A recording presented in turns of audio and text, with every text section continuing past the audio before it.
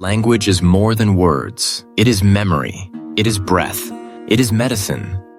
In the Jahavel transformational healing model, we understand that language becomes medicine when spoken from a healing paradigm of restoration. Healing language is not always grand or poetic. Often, it is quiet, present, honest. In everyday life, healing language nurtures us. It sounds like, "You are enough. I see you. Thank you for being here." These words create safety. They remind us we belong.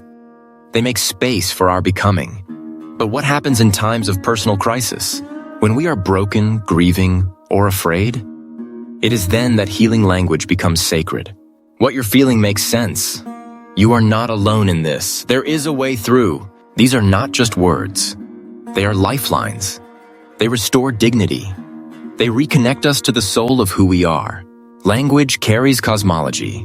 It tells us who we are, whose we are, and what is sacred. Every word we speak carries the power to fragment or to integrate.